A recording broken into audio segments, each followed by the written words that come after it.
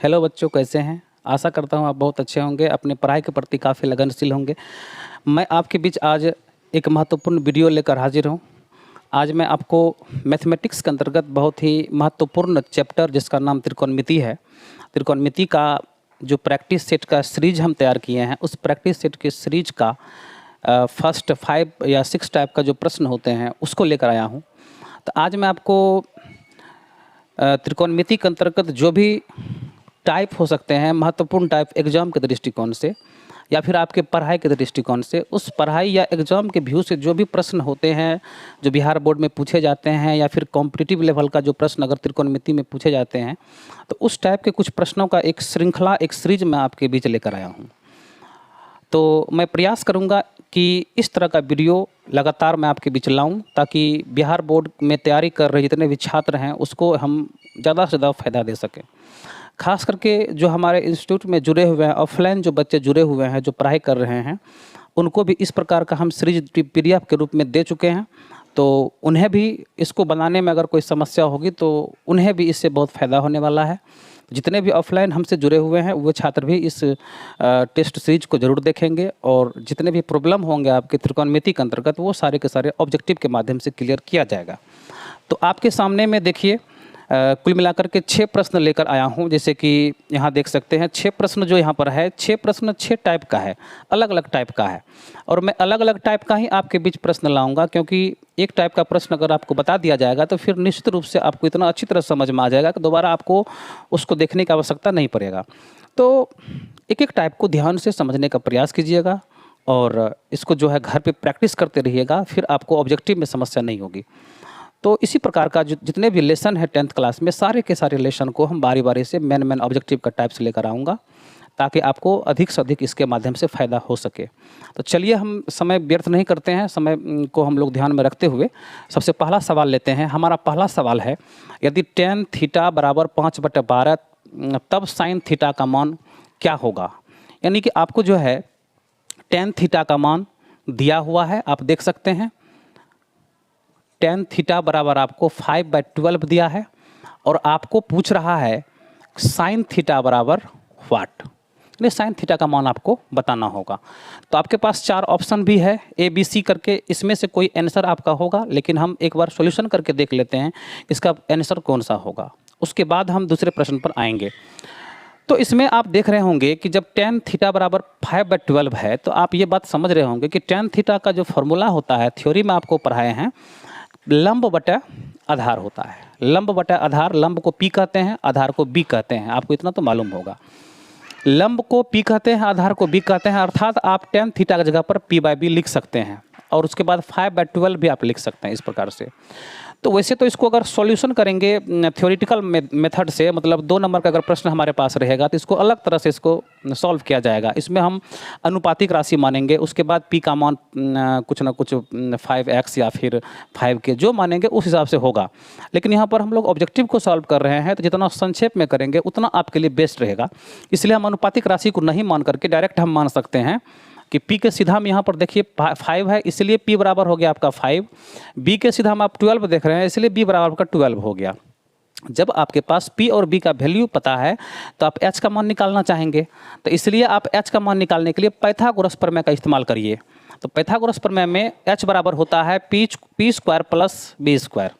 उसके बाद आप P का वैल्यू रख सकते हैं, यहाँ पे P का वैल्यू 5 है तो 5 पर स्क्वायर हो जाएगा, B का वैल्यू 12 है तो 12 पर स्क्वायर हो जाएगा। उसके बाद आप इसको 5 पर स्क्वायर लिख सकते हैं 25, 12 पर स्क्वायर आप लिख सकते हैं 144। उसके बाद इसको ऐड कर दीजिए, जैसे ऐड कीजिएगा तो 169 आएगा, और 169 जब आएगा तो 169 का वर्गमूल हो जाएगा आपका 13।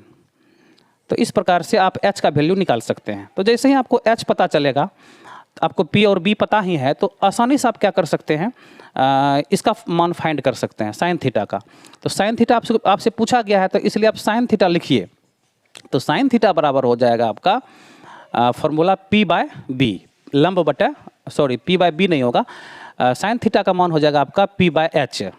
तो जैसे ही आप उस पर वैल्यू को पुट कीजिएगा, जैसे कि P का वैल्यू आपका कितना है 5 है, h का वैल्यू आपका 13 है। तो इस प्रकार से आपको साइन थीटा बराबर 5/13 प्राप्त होगा। यही आपका आंसर है।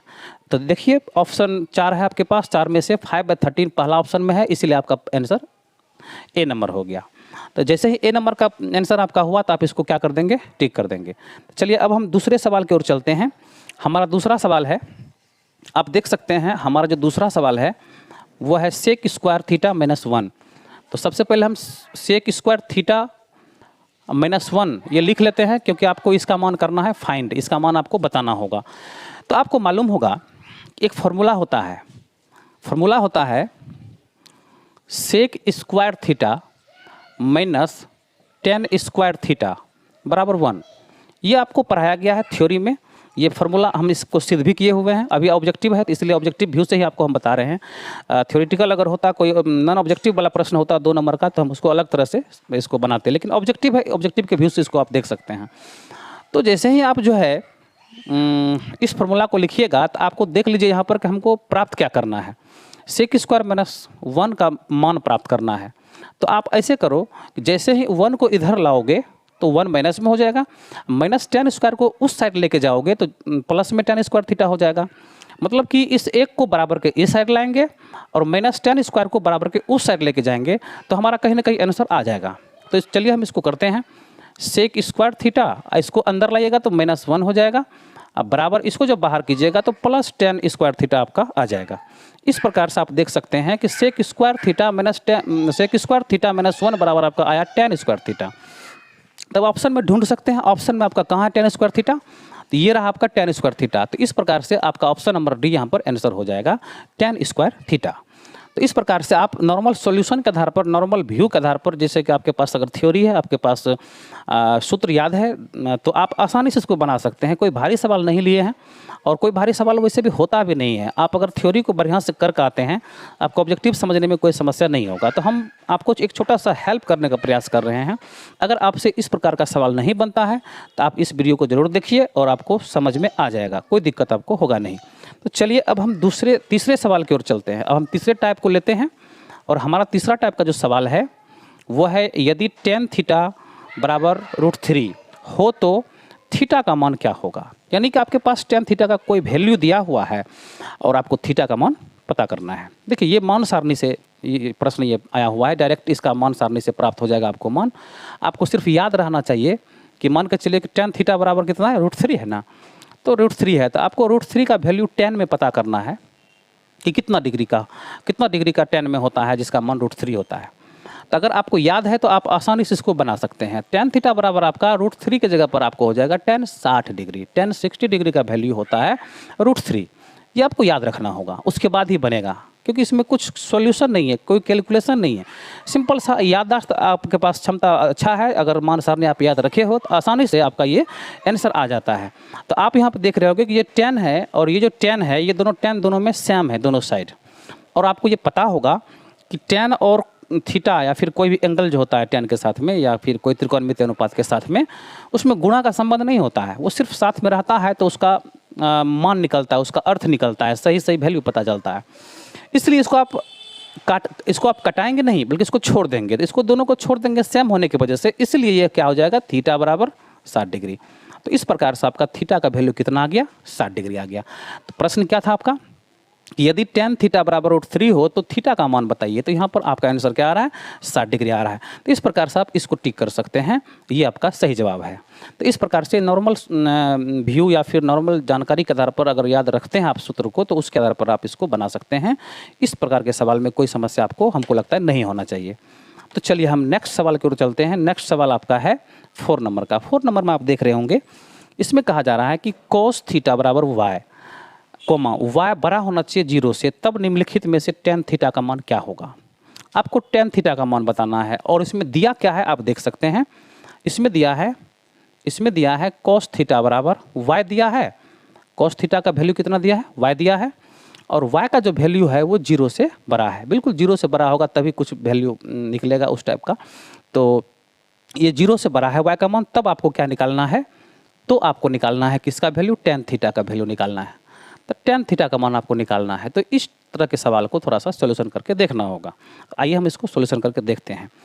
तो जैसे कि हमारे पास आप देख रहे हैं कि cos थीटा बराबर दिया हुआ है y, तो y के नीचे में अपने कुछ तो एक डाल सकते हैं, ना, बिल्कुल डाल सकते हैं। y के नीचे में आप कुछ भी डाल सकते हैं, मतलब कुछ भी मतलब कोई दूसरा नंबर नहीं, एक डाल सकते हैं, एक डालने से कोई फर्क नहीं पड़ेगा यहाँ पे। उसके बाद आप जानते होंगे cos थीटा बराबर होता है b/h, b/h होता है, तो इसका वैल्यू यहाँ पर b/h रख दीजिए सूत्र। उसके बाद हो जाएगा y/1। जिस तरह हम पिछले सवाल को सॉल्व किए थे उसी प्रकार से हम इसको सॉल्व करने का प्रयास कर रहे हैं, ध्यान दीजिए। तो जैसे कि आप देख रहे हैं कि यहाँ पर जो है b के सीधा में कौन है, y है, तो b बराबर आप y लिख लीजिए। h के सीधा में कौन है, h के सीधे में कौन है, 1 है, तो 1 लिख दीजिए। तो b और h अगर आपको पता है तो पाइथागोरस प्रमेय के आधार पर आपको p का मान भी पता चल जाएगा। तो अब यहाँ पर आप p का मान निकालेंगे, तो p बराबर होता है पाइथागोरस प्रमेय के हिसाब से h² - b²। तो आप उस पर वैल्यू पुट कर सकते हैं। तो h² यानी h का वैल्यू 1 है तो 1 पर इसको डालिए, b का स्क्वायर यानी कि b का वैल्यू y है तो y पर स्क्वायर डालिए। उसके बाद देखिए p बराबर हो गया आपका 1 पर स्क्वायर 1 हो गया, उसको y पर स्क्वायर तो y² ही हो गया। तो कहने का मतलब हुआ कि आपका p का वैल्यू ये रहा। देखिए आप इससे अधिक जो है इसको सॉल्यूशन नहीं कर सकते हैं, अभी फ़िलहाल करने की आवश्यकता भी नहीं है, आपका आंसर उसी फॉर्म में है, कहीं ना कहीं आप देख सकते हैं। इसलिए आपका p का ये वैल्यू हो गया, b का y हो गया, h का 1 हो गया। तो अब आपको मान क्या निकालना था, आपको वैल्यू निकालना था tan थीटा का। तो अब चलिए tan थीटा का वैल्यू हम इधर निकालते हैं। तो tan थीटा बराबर आपका होता है p/b, होता है ना। tan थीटा बराबर क्या होता है, p/b होता है। और आपको tan थीटा का वैल्यू पूछा है, तो p का वैल्यू आप यहाँ से उठा लो। p का वैल्यू कितना है, √1 - y², ये p का वैल्यू है। बाय b का वैल्यू कहाँ है, देखिए तो b का वैल्यू y है। तो इस प्रकार से आप देख रहे हैं कि tan थीटा बराबर हमारा आंसर आ रहा है कि √1 - y²/y। तो ये हमारा क्या है, आंसर है। अब ऑप्शन में आप देख सकते हैं कहाँ पर हमारा आंसर है, √1 - y²। तो √1 - y²/y यही हमारा आंसर है, डी में हमारा ऑप्शन सही है। ये था 4 नंबर का सवाल। इसी प्रकार से अगला सवाल भी आप बना सकते हैं। तो चलिए अब हम अगला सवाल लेते हैं। हमारा अगला सवाल है 5 नंबर का। तो 5 नंबर के सवाल में आप देख रहे होंगे कि एक सवाल है 5 नंबर के सवाल में sin square 55 degree plus sin square 35 degree का मान आप ज्ञात करो। मतलब इसका आपको वैल्यू ज्ञात करना है। तो चलिए 5 नंबर का हम लिखते हैं। पहले सवाल क्या दिया हुआ है, sin स्क्वायर थीटा मतलब sin स्क्वायर 55 डिग्री, उसके बाद देखिए प्लस sin स्क्वायर 35 डिग्री, ये आपको दिया हुआ है। तो देखिए दोनों साइन में है और एंगल इसका अलग अलग है। तो सबसे पहले आप क्या करो इसको कि इसमें और इसमें दोनों में से किसी एक को चेंज कर लो। मतलब कि साइन में है तो उसको कॉस में चेंज कर लेंगे।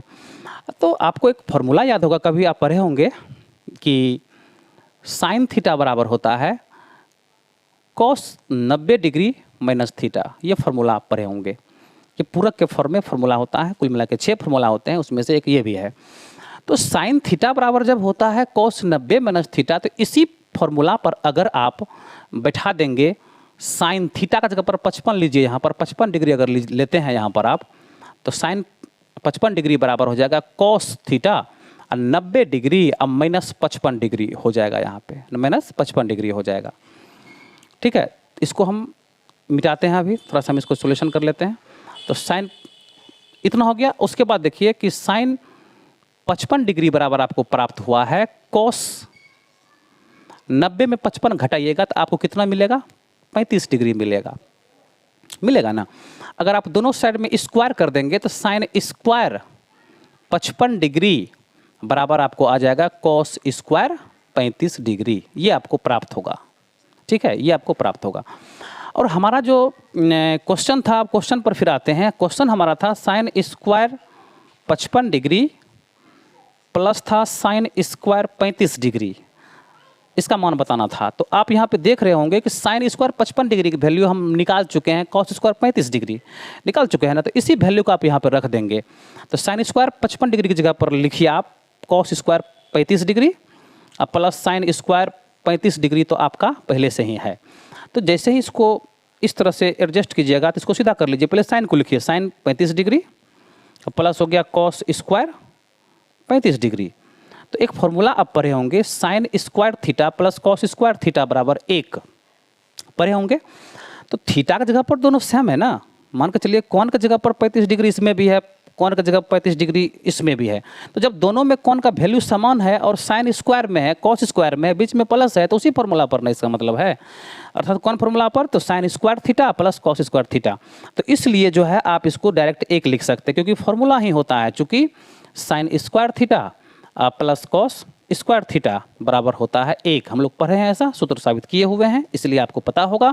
तो आप इसी फॉर्मूला के हिसाब से इसको आप एक लिख सकते हैं। इस प्रकार आपका आंसर हो जाता है कितना, एक। तो इसमें से आप देख रहे होंगे कि आपका आंसर ये है ए नंबर का, 5 का ए आपका एक आ गया, यही आंसर है आपका। तो चलिए हम एक लास्ट सवाल है हमारे पास, वो लास्ट सवाल को भी सॉल्यूशन करके देख लेते हैं और उसका हम आंसर प्राप्त कर लेते हैं, ठीक है। तो आशा करते होंगे आप लोग समझ रहे होंगे। अगर समझ में किसी तरह की त्रुटि हो रही होगी, समझने में नहीं आ रही होगी, तो आप बोलिएगा कमेंट करके, तो फिर हम उसको और अच्छे से आपको बताने का प्रयास करेंगे हम। तो चलिए 6 नंबर का हम सवाल लेते हैं। 6 नंबर में आपका सवाल है क्या कि α/4 बराबर 15 डिग्री। देखिए क्या दिया है, α/4 इक्वल टू है 15 डिग्री। तो आपको बताना क्या है, बताना है आपको √3 कोसेक अल्फ़ा, कोसेक है ना, हाँ, कोसेक अल्फ़ा बराबर व्हाट, यानी ये आपको फाइंड करना है, इसका वैल्यू बताना है आपको। तो थोड़ा सा पहले इसको आप सॉल्यूशन कर लीजिए, फिर उस पर हम मान बैठा करके आराम से निकाल देंगे। कोई समस्या है नहीं सवाल में, बस देखने में है थोड़ा सा अलग टाइप का सवाल, लेकिन आसान सवाल है, आपको समझ में निश्चित रूप से आ जाएगा। ध्यान दीजिएगा थोड़ा सा। तो देखिए, तो ये दिया हुआ है, चूँकि α/4 इक्वल टू 15 डिग्री, इसको क्रॉस मल्टीपल कीजिए तो alpha into 1 alpha, 15 degree into 4 तो हो गया कितना 60 डिग्री। तो अल्फ़ा का वैल्यू आपका इस हिसाब से कितना आ गया, 60 डिग्री आया। अल्फ़ा का वैल्यू 60 डिग्री आया, तो अब जो हमको मान निकालना है, जो हमारे पास सवाल है, उस सवाल को लेते हैं। देखिए हमारा सवाल है कि √3 कोसेक अल्फ़ा बराबर क्या होगा। तो चलिए इसी के सीधा हम लिखते जाते हैं। तो √3 है तो √3 लिख दिए। उसके बाद देखिए कोसेक अल्फ़ा है, तो अल्फ़ा का वैल्यू आप निकाले हो ना, अल्फ़ा का वैल्यू 60 डिग्री निकाले हुए हैं, तो यहाँ पर 60 डिग्री रख देंगे। तो जैसे ही आप यहाँ पर 60 डिग्री रखिएगा अल्फ़ा का वैल्यू, तो आपको क्या मिलेगा, इस 60 डिग्री का मान आपको निकालना पड़ेगा। 60 डिग्री का मान आप निकाल लेंगे तो √3 तो है ही अपनी जगह पर। उसके बाद देखिए कोसेक 60 डिग्री की वैल्यू क्या होता है, मान सारणी से आपको मान मतलब याद करना पड़ेगा। तो कोसेक 60 डिग्री का वैल्यू होता है, जैसे कि आप ऐसे याद कर सकते हो, जैसे कि साइन 60 डिग्री का वैल्यू कितना होता है, √3/2 होता है ना।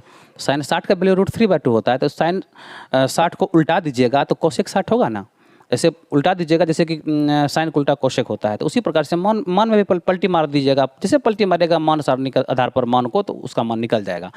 मतलब कहने का ये हुआ कि कोसेक 60 डिग्री का मान आपको मिलेगा √3/2 नहीं 2/√3 मिलेगा आपको, 2/√3 मिलेगा।